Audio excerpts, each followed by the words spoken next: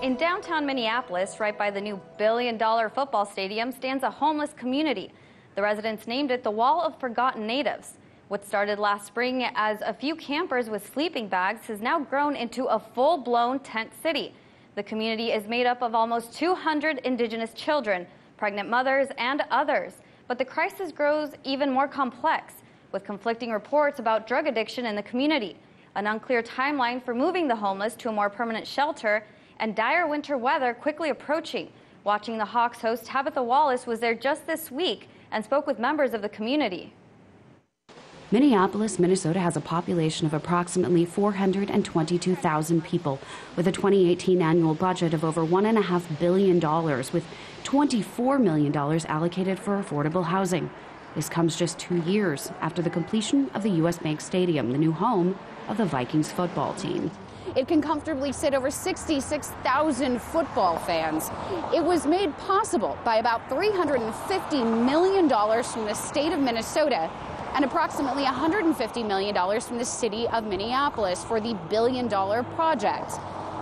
The Super Bowl that was held here just last year netted the city over $370 million. But for the people here at the tent city, known as the Wall of Forgotten Natives, they wonder where all that money could have gone. Because just a mile from the billion-dollar stadium is an encampment of between 150 and 200 tents housing almost exclusively members of the indigenous peoples of Minneapolis and their families. The encampment first came to my attention. It was really through the conversations I had with my staff back in probably mid-July, when there was maybe like 4 or 5 tents here. Early August was really when it started to get more attention, I think, in the both in the community but also within the city and the county, because the tent city or the encampment grew very rapidly.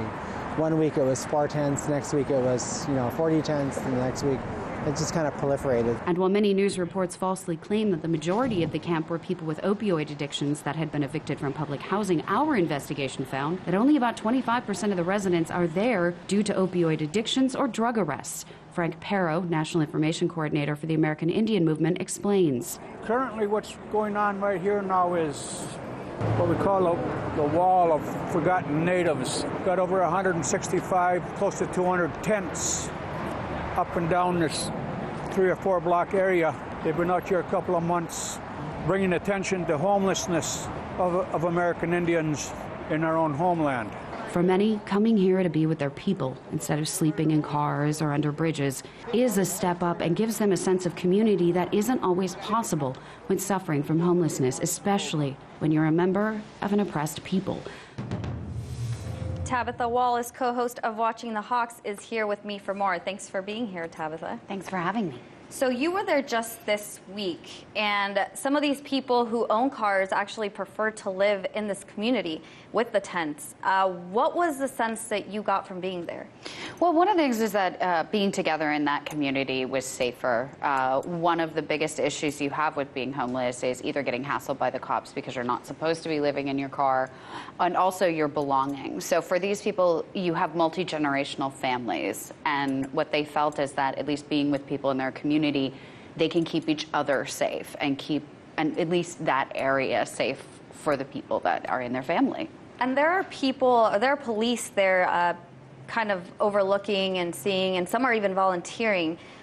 You touched on a little bit on drug addiction and some people living in the camp, and there's even been one official confirmation of a drug overdose. What are these police officers doing to keep it safe? I know that even some people who need medication and medical help are scared to leave the property because they think that their belongings will get stolen. Yeah, I mean, that's one of the hard parts about living in that kind of situation. The upside is that there are a number of clinics, and then one organization that really has been sort of overseeing the encampment since it began is called Natives Against Heroin. And what they have is a group of people who are trained with Narcan in case someone does. They've had a number of overdoses.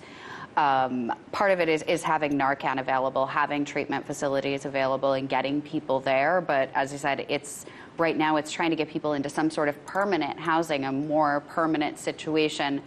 And then the other side of it is the community themselves keeping drug dealers out. And there's definitely, and the police themselves are helping to sort of keep certain elements from coming back into the camp. And I spoke to one officer, and the thing that sort of touched him was that the children that are there are sort of getting used to the situation. You know, kids are resilient.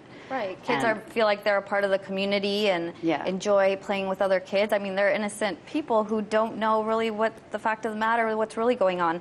So this community of the Forgotten Wall sits just south of the billion-dollar stadium that was built just a few years ago in Minnesota, in Minneapolis for the Vikings. Homelessness is not a crisis just there. It's a nationwide crisis. In California, for example, Salesforce CEO is calling out other billionaires who have been driving up the cost of living, for example, in San Francisco. There's a new proposition in the city of San Francisco, Proposition C, which is a proposed law that would tax businesses that earn more than $50 million a year, an average of 0.5% on gross receipts. This could bring in anywhere from up to $300 million to help the homeless. If this proposition passes, could we see other businesses following suit? I think so, and I think one of the things that you're going to have to see is that these businesses are going to have to start paying more in taxes, because the money is going to have to come from somewhere, most likely a federal government source.